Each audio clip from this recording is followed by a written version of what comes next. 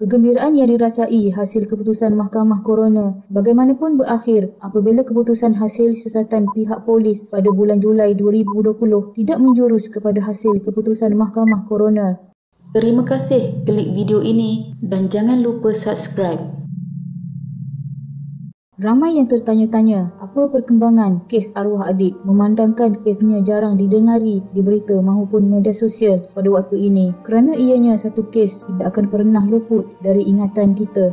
Perginya seorang wira sewaktu menjalankan tugas. Ini adalah perkembangan kes tersebut pada tahun 2020. Selepas Allahyarham menghembuskan nafas terakhir pada 17 Disember 2018 dan disebabkan tiada bukti jelas akan apa yang sebenarnya terjadi kepada arwah adik, maka Peguam Negara pada waktu itu iaitu Tommy Thomas mengarahkan magistrat untuk mengadakan inquest bagi menentukan punca kematian anggota Unit Bantuan Perkhidmatan Kecemasan EMRS Jabatan Bomba dan Penyelamat Malaysia JBPM Subang Jaya, Selangor, Muhammad Adib Muhammad Kasim.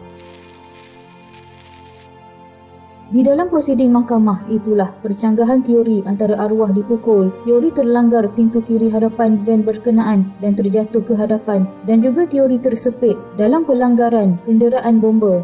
Namun pegawai sains forensik di Jabatan Kimia Malaysia Muhammad Firdaus Ramli memberitahu Mahkamah Coroner di Shah Alam hasil pemeriksaannya tiada sebarang bukti pelanggaran untuk mengaitkan dua kenderaan bomba dengan manusia dalam insiden kekecohan itu. Dan yang paling ketara, arwah memang dipukul adalah kenyataan saksi R. Naresh, seorang kru teknikal, memberitahu Mahkamah Coroner Shah Alam dia melihat kesan tapak kasut pada tubuh adik yang cedera dalam insiden rusuhan itu. Katanya dia melihat keadaan itu secara dekat ketika dia dan mangsa berada di dalam baket bahagian belakang sebuah Mitsubishi Storm dipandu oleh seorang lelaki yang bersetuju untuk membantu membawa anggota bomba itu ke hospital.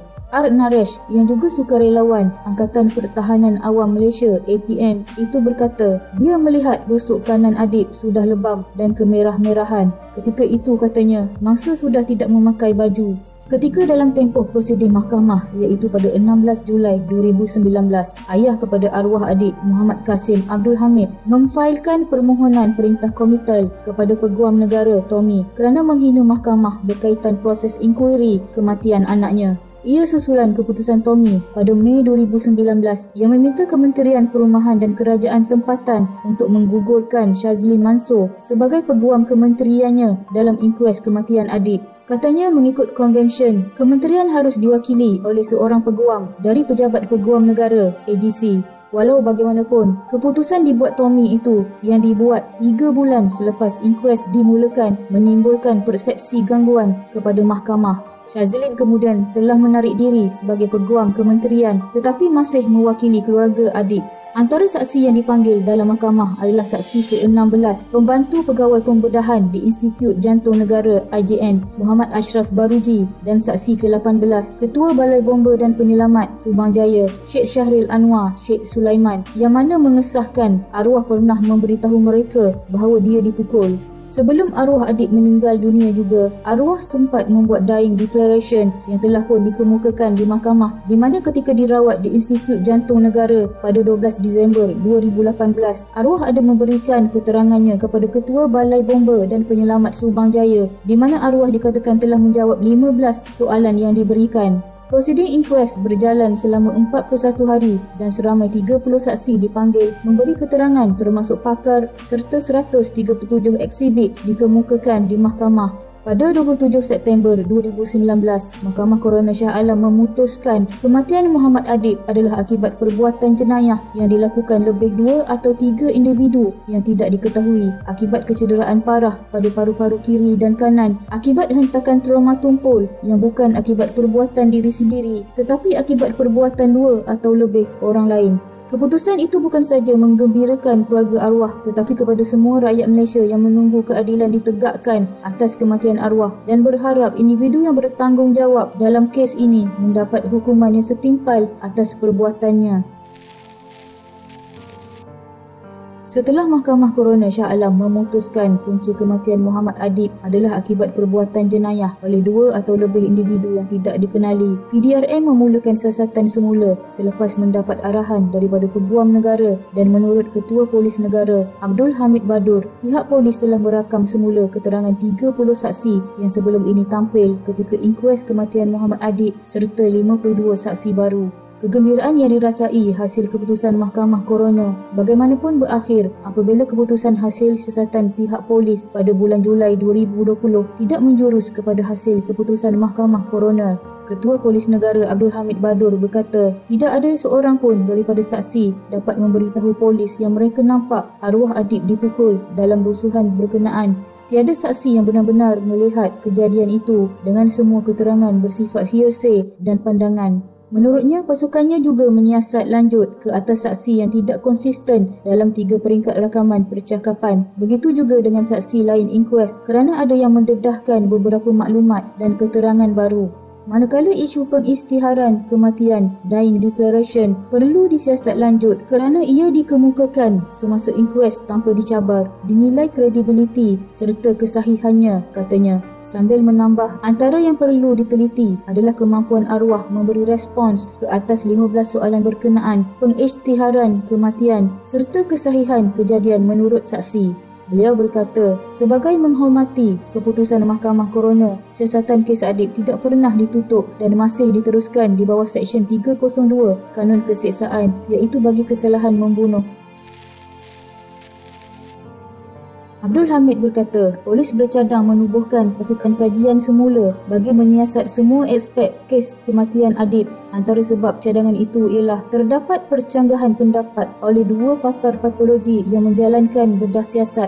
Bagaimanapun, cadangan itu dibantah pihak keluarga Adib yang berpandangan polis perlu menjuruskan siasatan berdasarkan keputusan Mahkamah Coroner kerana ia tidak pernah dicabar mana-mana pihak melalui proses rayuan atau semakan yang sah. Justeru, mereka dengan tegas menolak sebarang keperluan untuk siasatan semula punca kematian. Kononnya melalui satu pasukan kajian semula, kata keluarga Adib dalam satu kenyataan melalui peguam mereka. Keluarga Adib juga berkata, tidak adil untuk Abdul Hamid berkata tiada saksi mata yang dapat mengesahkan Adib dibunuh kerana isu itu telah dijelaskan dalam inkues. Mereka juga menafikan bahawa semua 31 saksi inkues telah dipanggil semula dan mendakwa ayah Adib serta beberapa saksi utama lain tidak pernah dipanggil.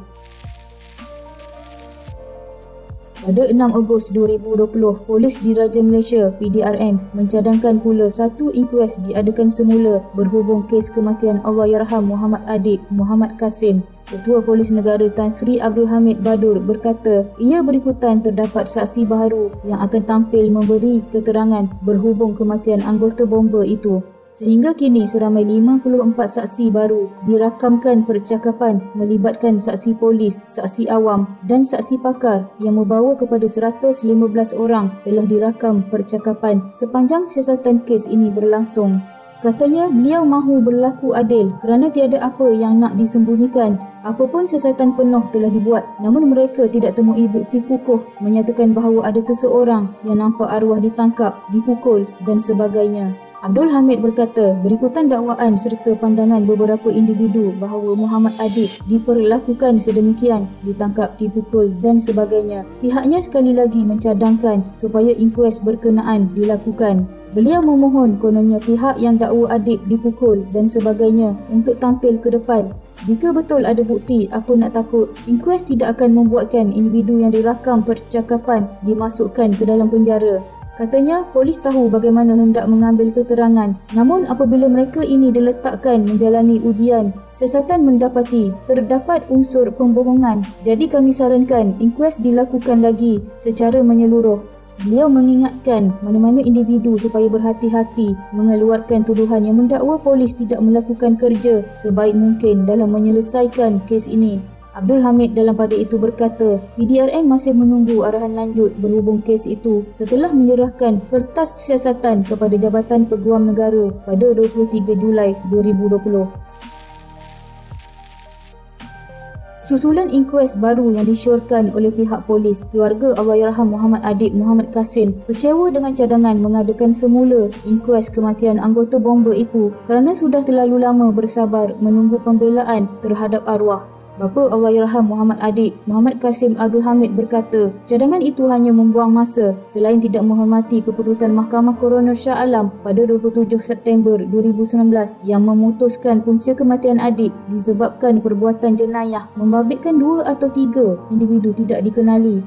Katanya cadangan itu akan melengahkan lagi keadilan buat arwah anaknya setelah hampir 2 tahun kejadian itu berlaku.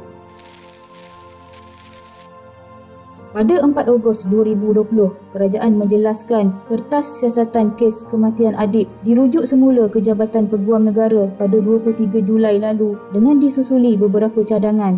Rujukan semula kes itu antara lain mencadangkan supaya 12 suspek yang sebelum ini disyaki terbabit dalam kematian Muhammad Adib pada 17 Disember 2018 itu dituduh mengikut Seksyen 143 Kanun Keseksaan. Menteri Dalam Negeri Hamzah Zainuddin ketika memperincikan perkembangan kes itu di Dewan Rakyat berkata, cadangan lain turut dikemukakan adalah membuka semula inkuest untuk siasatan jika mendapat persetujuan Peguam Negara. Namun apabila keluarga arwah Adib mengetahui cadangan kerajaan untuk mendakwa semula 12 suspek menyebabkan kematian Adib di sidang Dewan Rakyat, mereka tidak berpuas hati dengan cadangan untuk membuka semula kertas siasatan dengan pertuduhan lebih ringan ke atas suspek yang didakwa mengakibatkan kematian anggota bomba tersebut. Ini mendapat maklum balas dari Ahli Parlimen Pasir Gudang Hassan Karim yang berkata pihak polis dan Jabatan Peguam Negara perlu segera membuat pertuduhan kes itu di mahkamah berdasarkan keputusan Mahkamah Koroner.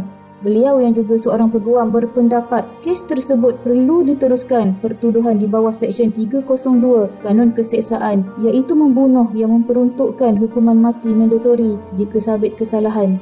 Hassan Karim berkata, tiada keperluan untuk melaksana inkuest kedua termasuk meminda pertuduhan membunuh kepada merusuh kerana proses inkuest pertama sudah dijalankan tanpa sebarang masalah. Bagaimanapun, bukan hanya keluarga arwah tetapi rakyat Malaysia yang mengikuti kes arwah Adib ini tertanya-tanya mengapa cadangan pertuduhan semula ke atas suspek diringankan dan bukan disebabkan membunuh anggota bomba itu. Muhammad Adib yang juga anggota Unit Bantuan Perkhidmatan Kecemasan EMRS Balai Bomba dan Penyelamat Subang Jaya parah dalam kekecohan di tapak kuil Sri Mahamariaman USJ 25 Subang Jaya pada 27 November 2018. Selepas 21 hari bertarung nyawa, Allahyarham menghembuskan nafas terakhir pada 17 Disember 2018 di Institut Jantung Negara. Takziah kepada keluarga arwah Adib. Memang penantiannya lama, namun diharapkan pengakhirannya tidak mendukacitakan. Semoga yang bersalah dapat dihukum dengan sewajarnya. Sama-sama kita hadiahkan Al-Fatihah kepada arwah Adib. Sekian.